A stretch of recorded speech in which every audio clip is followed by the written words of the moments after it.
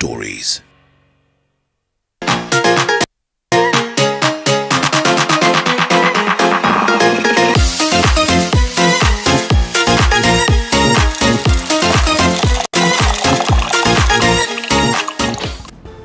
All right, and as Ali mentioned again, we are getting to a conversation that is really crucial.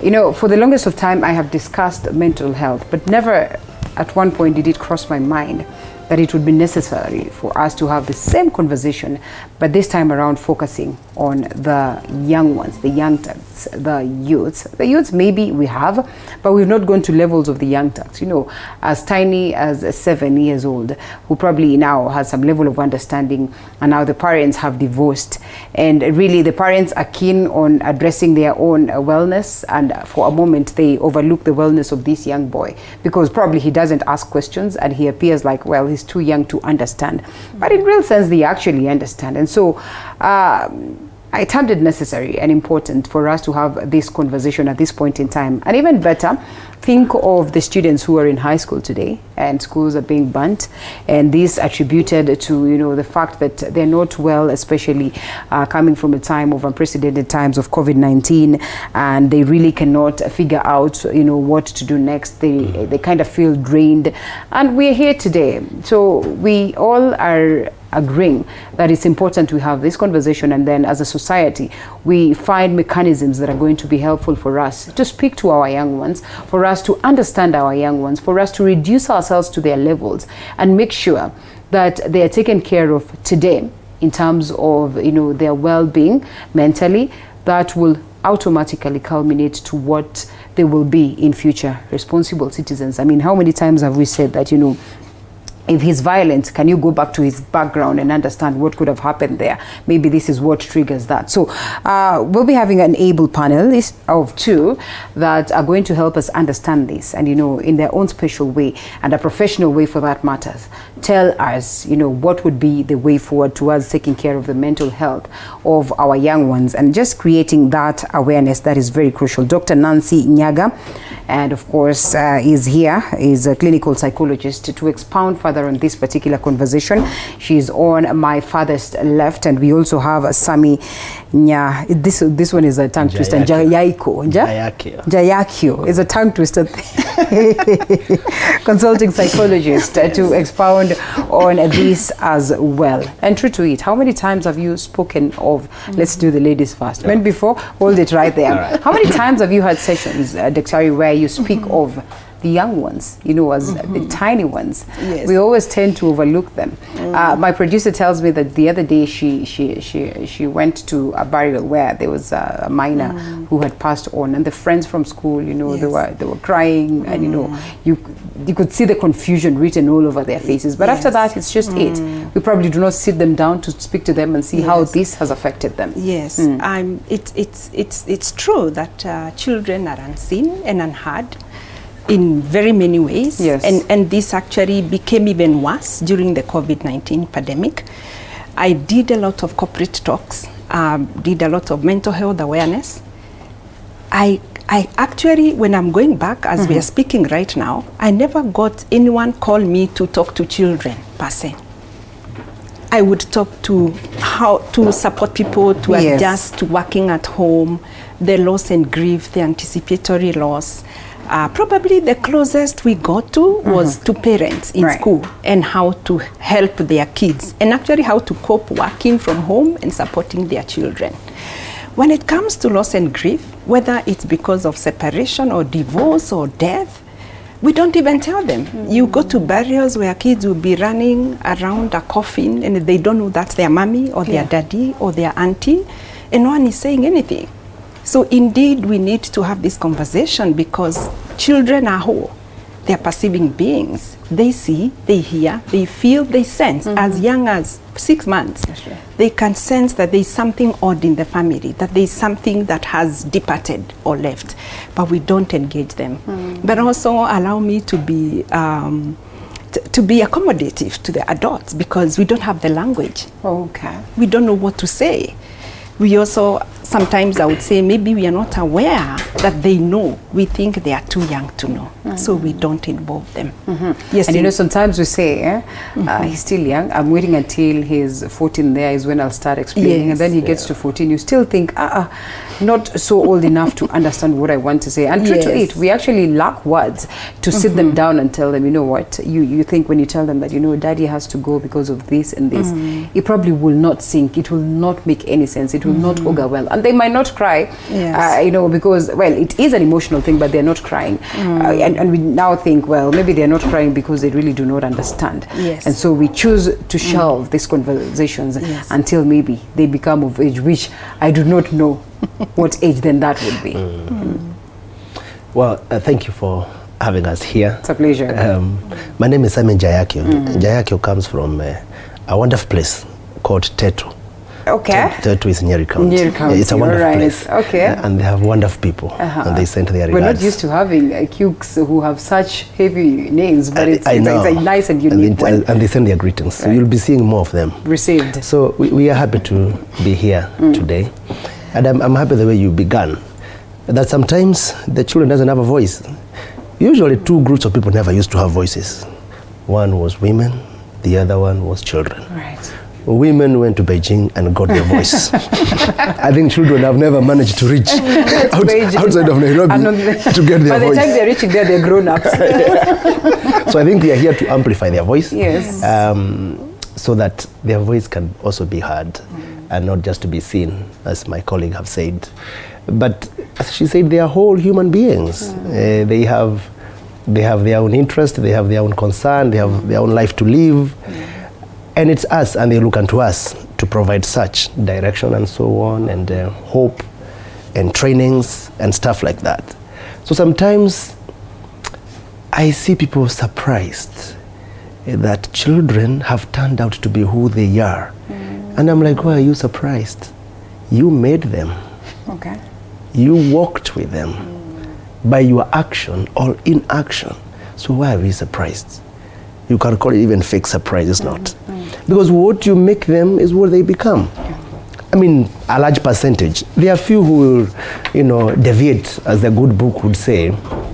Train a child on the way they should be, and as they grow old, they will not deviate from it. There are few who will deviate, but majority will behave and become who you are as the parent, as the role model, as the person guiding them. So it's a reflection of all of us. So when you look at the children, we look at us.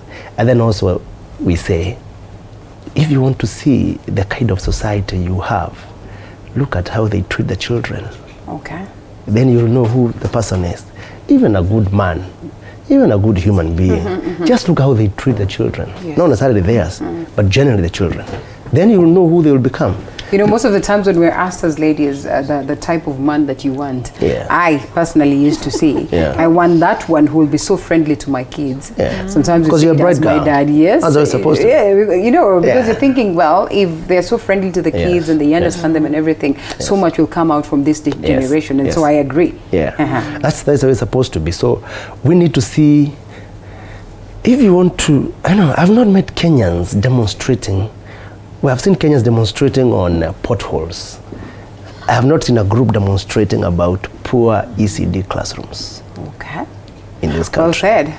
In this classroom, in this country. So it means there's something that we need to pick about how we take care of children. You know, we can build beautiful, wonderful churches, and you know me, I'm a believer. Yes. And wonderful cathedrals. But we take very little time to invest in ECD classrooms. Right. You know, comfortable classrooms. It becomes a huge problem. We think it's a waste of time, it's a waste of money. Kids can always wait. We can't wait. Okay. It's a contradiction.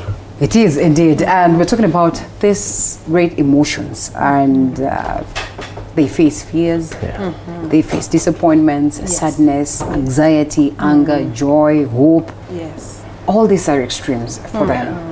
And in most cases, like you rightfully put it, we probably do not have the languages to speak to them at this point when they're going through this. Then what way?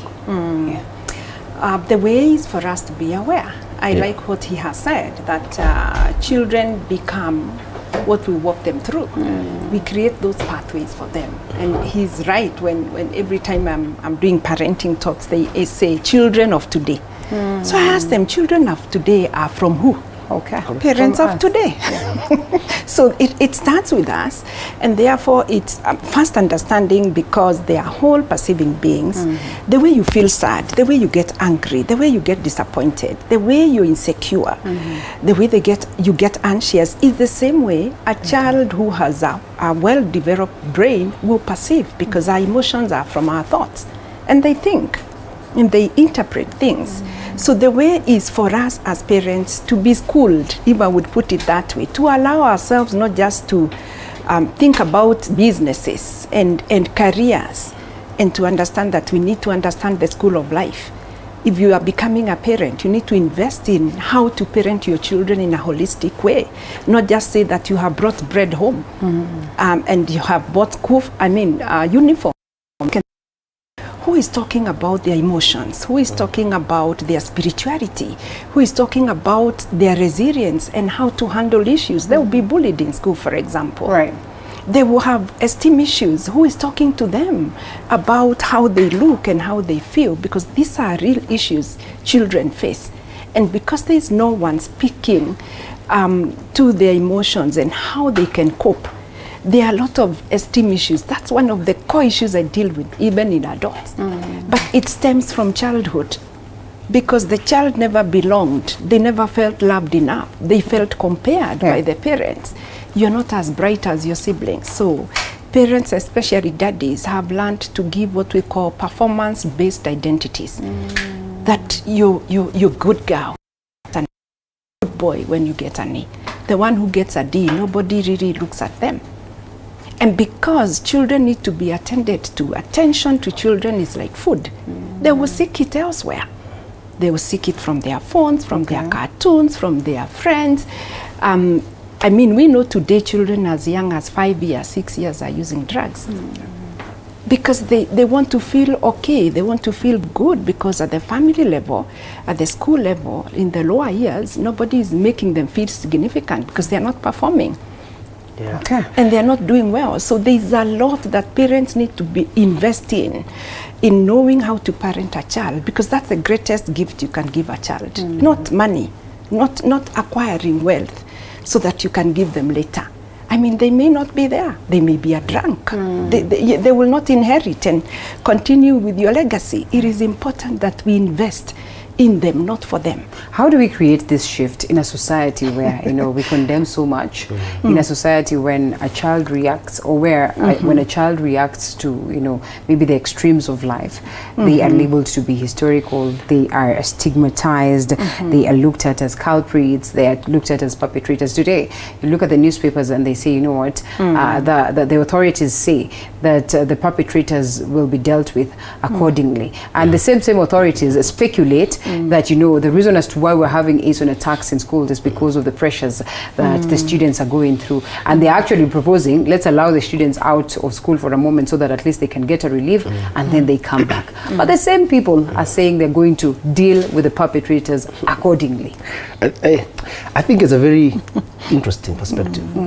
First of all, when people go to do KCPE, they used to have one day, like a Monday. And it used to be called a day of rehearsal, or maybe a Friday, a day before, to prepare you for exam tomorrow. Unfortunately, parenting has no rehearsal. What you do is real. Okay. You do it right, you get it right. It's wrong, it's wrong. There's no rehearsal. And that's probably the difficult part that the parents have to go through. So you test things. If they didn't work, they didn't work. And it gets a bit late. And investment is pretty high.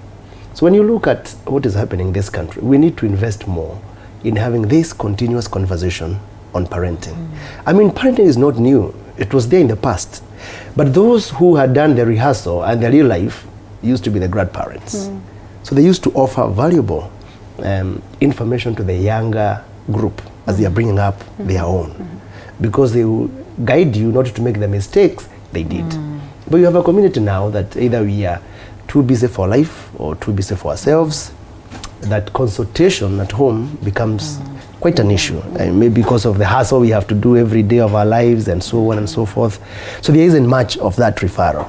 So what are we doing? It's trial and error. I mean, you try what you do, you consult your colleagues who are also in the same group like you are, and you all make up the same mistakes, and you form a WhatsApp group of parents with the same mistakes, and so on and so forth. Yeah. But if it is a continuous conversation, like Dr. is saying, that parents seek help, that parents are able to refer themselves and ask this, maybe would have a better group. Looking at what you said about perpetrators and so on, some of these things come because the person themselves have learned the way of solving disputes. You know, sometimes you look at the youth and the children like they come from another place. They come from Kenya. They are our children. They see when we are offended by government or anybody else, we burn tires. We burn the tarmac that is cost us money to build. We even burn buildings and all these things as a way of demonstrating or showing that our displeasure. Now in the school, maybe there are no tires. There are only buildings to burn. So they learn from us. So they must also share and know that they are learning from our way of solving disputes. They are copying it. Okay. That's why I said, don't be too surprised. Let them know there's a better way of solving issues other than burning institutions. Like they learned from us. You know, they have learned from us even, we used to burn ourselves in post-election violence. That's true. I mean, as a way of solving dispute, leave alone burning a classroom. So there are things that we must be able to wake up as a society and say, enough is enough. Is it out of poor leadership? Sort it. But let's have this conversation happening in us first, and then share it to them. Of course, there are those that we have brought up, Kababa and Kamama, you cannot touch her or him.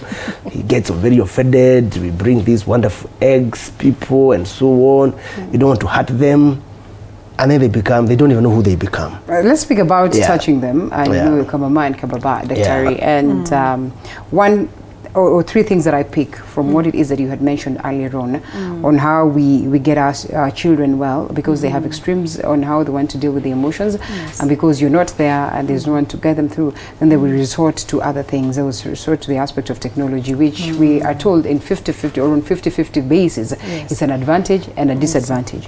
There are times we are the ones that have taken them to those directions in the sense that, you know what, to compensate for my absence, let me set him up a computer and, you know, YouTube Kids so that he can be going there to learn some truthful things. And again, in this particular place, there are a couple of other things that would be too extreme for them to learn. But, you know, we find it comfortable to introduce them to that. Some will say, you know, let's not even do, let's not take them to school, let's do online studies.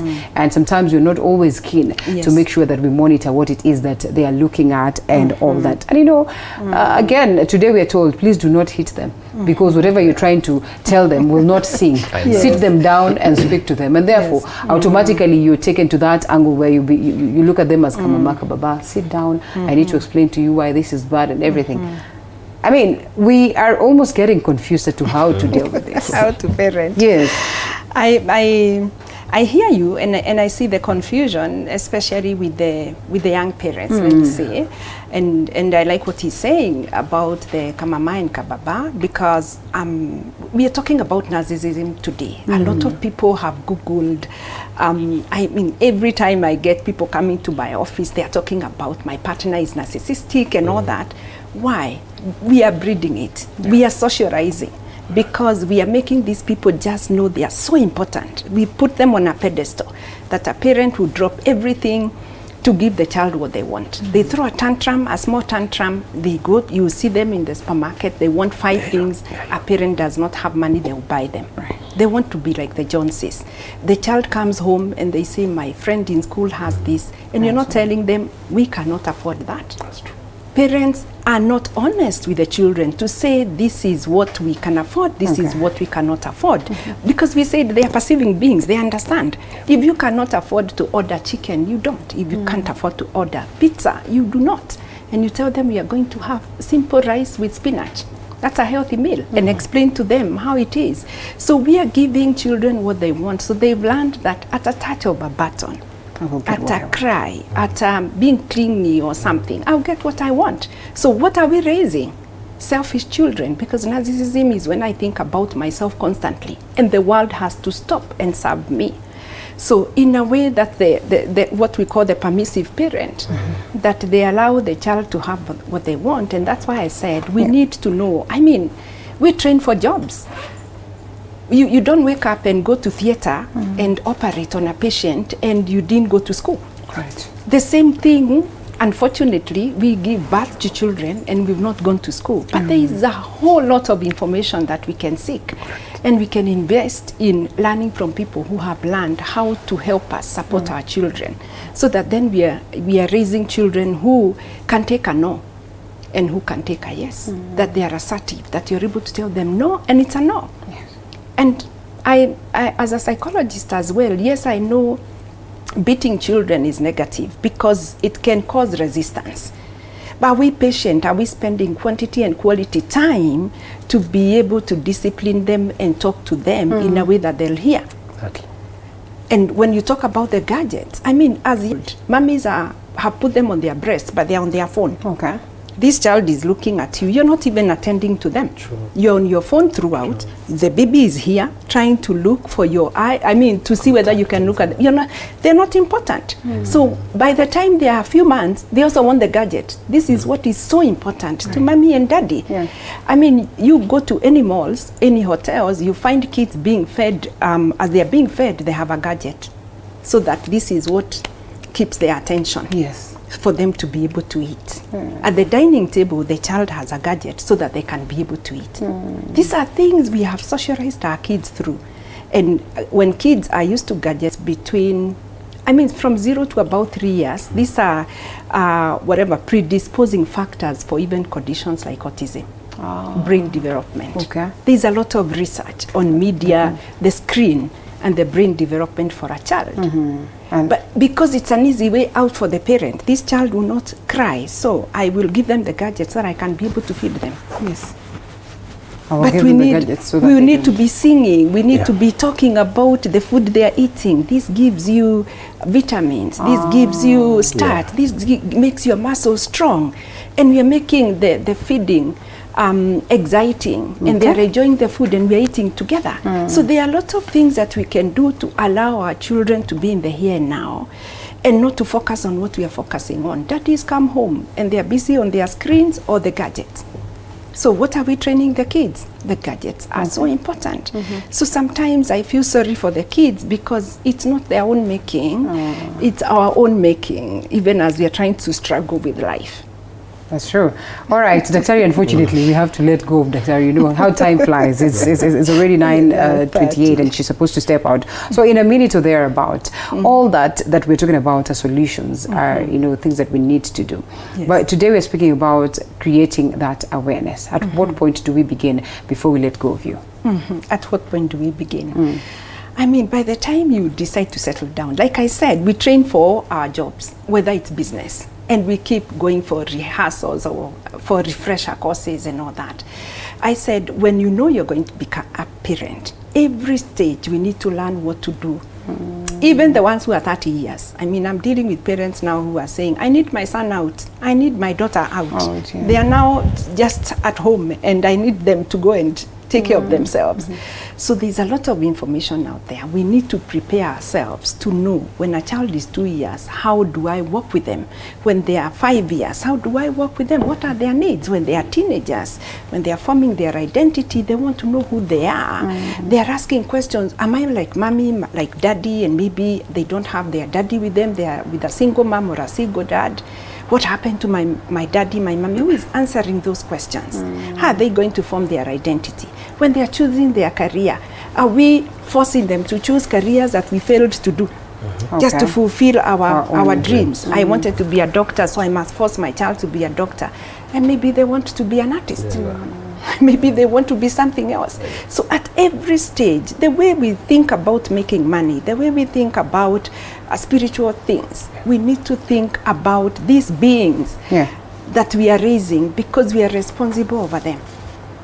And who they become is going to be your performance. Right. We'll look at them and say, well done, leader. Right. You did a good job. Also. And remember, you're raising a child for the world, not for yourself. For yourself. Well, Dr. Nancy Inyaga, Yes. clinical psychologist, thank you so much for speaking to us. She has to rush somewhere, unfortunately. But then again, these conversations are here. Yes. I'm sure we're going to have more and more. We're left with Sami as we continue to expound further and we get to the root levels of it, just so moving forward, at least we have tangible answers as to how we're going to deal with this, because we agree that there's a mistake, but at the same time, we can't fully blame it on the parents. Yes. But again, what's important is that we have solutions to the flaws and to the problems that we already have on us. So after this break, we come back with Sami for more.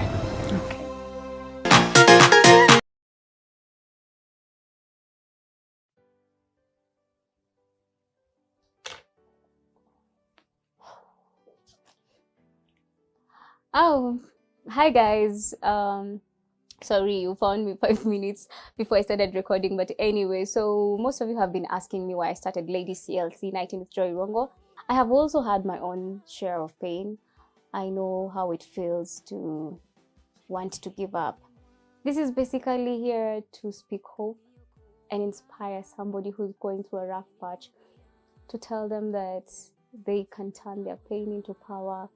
Our guests are normally here to share their experiences so that you can know somebody else did it, so you can also come out of it stronger and better.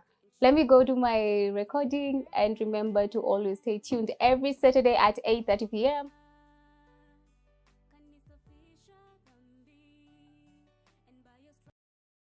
Undertaking husband duties on a boyfriend tender. Guys, with bromance, do you share your woman with the bro? Have a sister, give me your sister. I show you how these things are done. So you go release and be like, Men supporting each other, not only financially, but also socially. Don't mingle with women you can't deal with. Haina haja utuchambue zaidi, hapo nimekuelewa kabisa. Is there really a formula for dating and marriage? Some men are procreational, some men are recreational. Every Wednesday on TV47, the Men's Conference brings you a cocktail of top-notch advice to breed alpha males for alpha females in the society.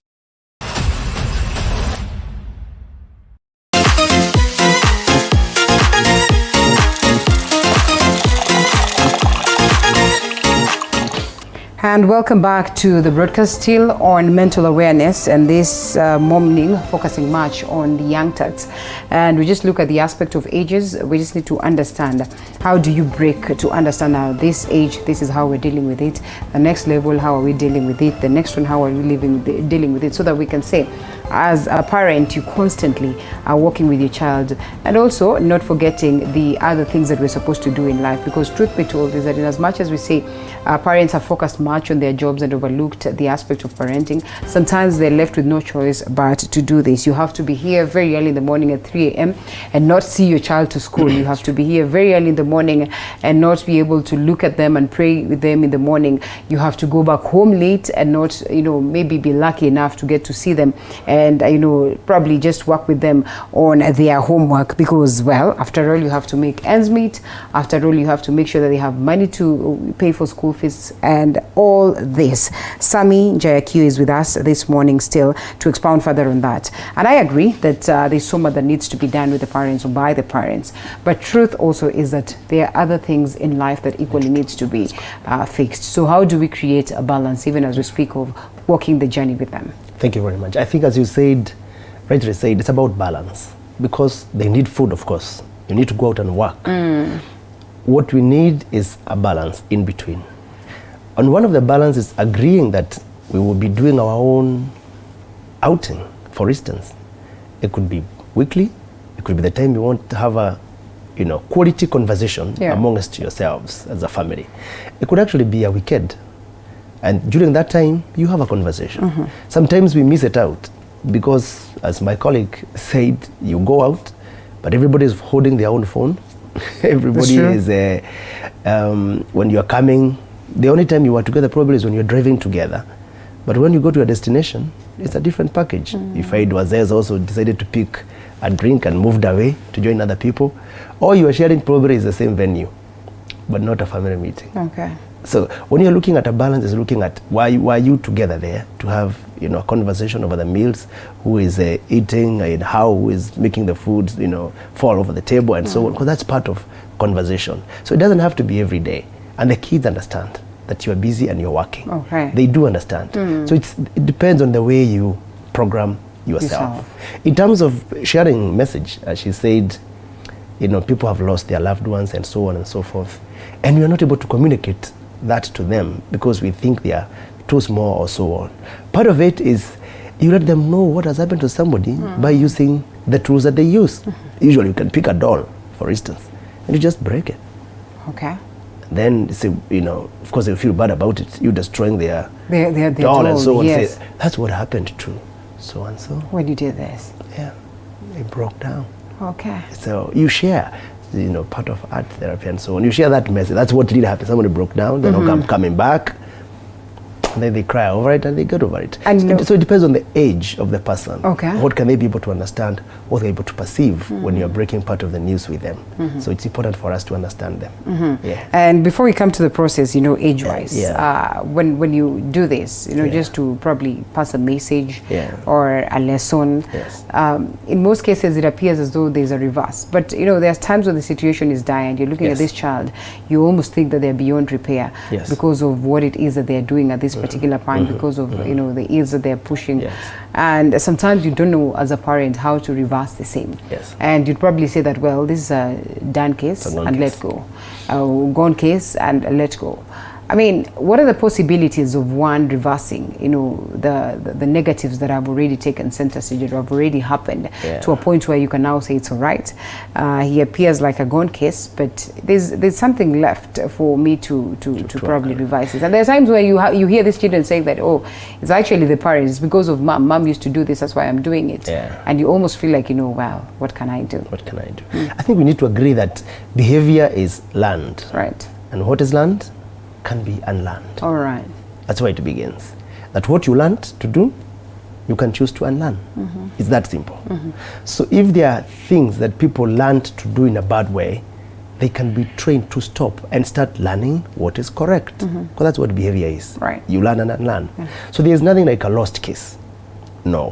What will cost you is time, patience, to wait for that person to start unlearning what they thought was the best learning. You know, what they have always believed works for them, you tell them it doesn't work anymore. You need to learn new things. That's a very difficult process because they feel this works for me. I'm happy the way I am. You know, I was left and nobody cared about me, and I want to live that way because it justifies their mind to say, you know, it is not my fault. It is my mother's fault. It is my father's fault. They are the ones who made me who I am. That's very nice massaging thing in the mind, so that you blame somebody else. And learning tells you, yes, there was their contribution, but what was your contribution as well? You cannot say that I'm doomed because I was brought up by this particular parent. You can unlearn and say, I am deciding on my new destiny and shatter my own path. That's what we are saying. So there's not like a lost case. So it's a two-way. The one being assisted or helped must agree it's time for change. You know, it's time to do a U-turn, you know, like the children of Israel. After going around the circle here for 40 years, there came a point where they were told, turn ye northwards. And then northwards they headed towards Canaan. There's a place that you must turn north and say, enough of this. You know, I grew up in an abusive parents, I grew up in alcoholic parents, but not all kids turn and be alcoholic because the parents were alcoholic. In fact, some hate alcohol because their parents did. Others just pick it up and say, well, this is normal in our place.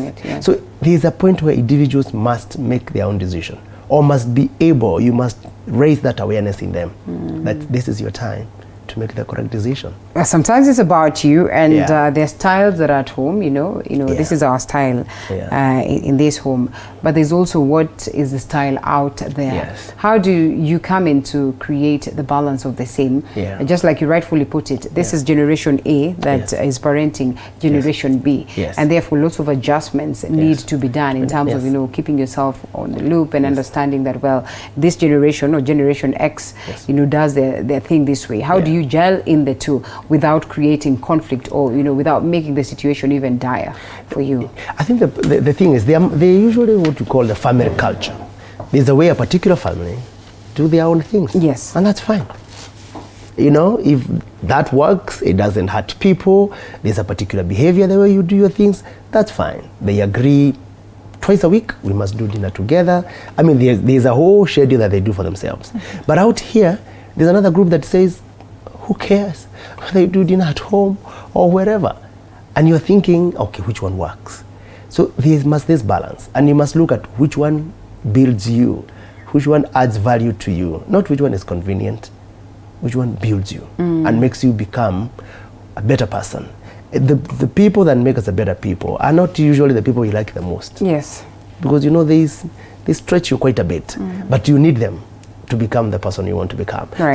So that balance is critical. I mean, you have friends outside, they influence you, but you also your own family, the way you want them to look like. There's a family that you can look and see that person, the way they do their things, the way they walk their life, the way, whatever it is, they look like this particular family, yes. Like I'm good in the Bible a lot. Like the Christ, they were called Christians. Yes. Because they behaved and acted like Christ. Because of staying together, you influence one another. So that is important. And that is key. Who people become around your life, it depends on what you give them and what you feed them and what they become. Out is a different package. People want to say, this is my life, I want to live it the way I want to live it. So it's a balance, because you need out and in there. Okay. Yeah. Our very own problems, yeah, in most cases will hugely affect the young ones, and I think that's the reason why we're having this conversation on the mental disorders for children or of children, and cases like divorce, cases like drunkenness in the family, cases like violence in the family, the unrests or the difficulties that people have to go through, poverty in the family, financial constraints and problems in the family. Sometimes actually too much finance can also be a problem.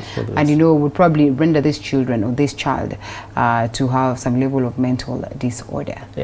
How do we get ourselves to a point where we'll understand that in their youngest level, they still can't be affected by this? And I think I started by saying, on numerous occasions, you'll see parents divorcing, but they probably think, okay, well, I will bring another dad or I'll bring another mom, and I'll impose them on this little soul and tell them, call him daddy, and this is daddy, and there's no other daddy, other than this particular person. And sometimes it works in favor of you until they come of age, or they get to a certain age, and the neighbors now start telling them, oh, this is not your real dad and all that, and now they come back with questions. I think you put it right. There's a level of honesty that is needed for survival. And for is it okay to sometimes lie for survival?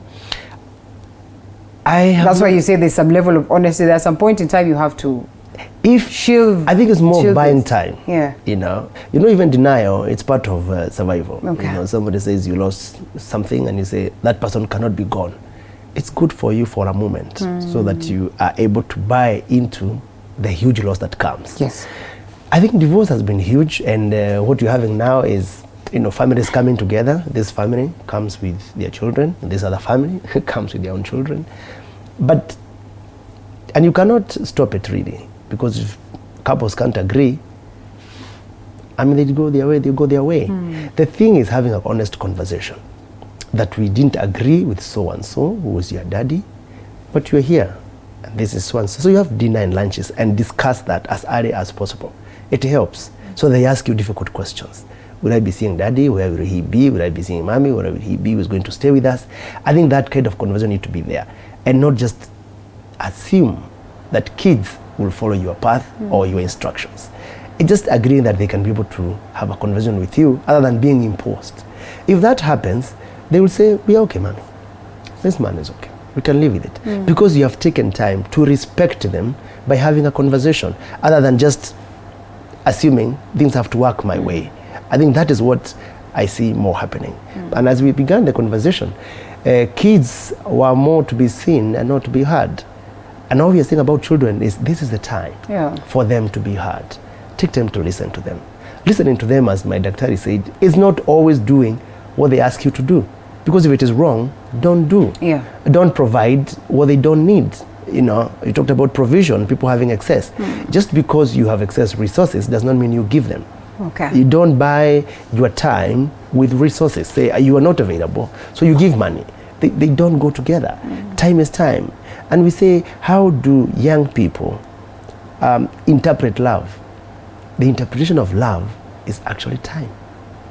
That's how they interpret They get it. to learn. Yeah, they don't interpret love with money. Okay. As you grow older, you tend to love money more and so on. But as But they're younger young, people, they want you to care be there about with them, time. right. And that's why you find them moving to somebody who gives them time. They may not be of their class, they may not be of, but they want to stay with that person. Right. Because they give them time. So time is the most important thing. The only thing is that parents need to remember they don't demand it for too long. Okay. In fact, before too long, by the time they're done with their high school, they don't need your time. That's true. It changes. You are the one asking them, their aren't you time. coming home Oh, to nice. come and visit? So it's a very short period of time that they need your time. Yes, so It lapses. please give them that. Give them that. After that, they get to done with high school to college. It's you actually asking them, you won't come this weekend? And actually the time that Why? you give them will because you have a lot of determine time that time. Yes. But they don't have it. Yes. They are busy with their lives. But you know, it's interesting. I agree with you that when Yeah. you give them so much time and there's that bond that they Yeah. create, Yeah. when they go, They'll they come will back. always wish to come back Yeah. home. They say, All oh, right. mom, we remember the time you spared with us. And so now they have learned that you really sacrificed to give them time. Okay. In your busy schedule, you must have really sacrificed. So they want to come back and pay back. So that's it. Okay, that's Yeah. it. And in 45 seconds or thereabouts, Yeah. I'll ask the same question I asked Dr. Yes. Where do we begin in Yes. creating awareness as we close? Thank you. The question, where do we begin in creating awareness as I we think close? we began by having this kind of conversation. Yes. Letting them know that, first of all, they are people who understand and who perceive, respecting that space. Number two, allocating the time so that you understand them. Every child is going through different issues. You know, poverty is a bad thing. Yeah. It can be very depressing. It's part of it. That can cause a lot of serious mental issues. So even that provision and making them know that you will overcome this with time. Let's work harder. You know, you work hard in school, let me work hard from where I am. This thing is never permanent. It's actually letting kids know, how can we move from where we are towards our destiny? You walk with them. They start seeing where they're supposed to be, and yours is to support them. And they will perceive it. That's where they say, when I grow up, I want to be a doctor. I want to be. They know where they want to And be. in most cases, they'll say good things. Yeah. All we want you to know, to tell them, is you will become, I am with you. Not to say, doctor, whoever became a doctor in this family. Wow. I mean, our wordings, our messaging, you must know they have a huge effect on the children. Well said, Jayakio Sami, yes. consulting psychologist. Thank you so much for speaking to us this morning. I hope that we'll have another Tuesday or a Wednesday or Thursday to have more conversations on how we can shape the society, because again, it's the very same children that will form the society tomorrow. What will you have made them to be at that particular time? On that very note, we close this conversation. So much feedback, but then again, we are thankful for the same. I'm sure we've picked something that would be of great importance in making sure that we take care of the well-being of our very own young turks. Remember, mental health is here with us, and it's not just the oldest, but equally the young turks.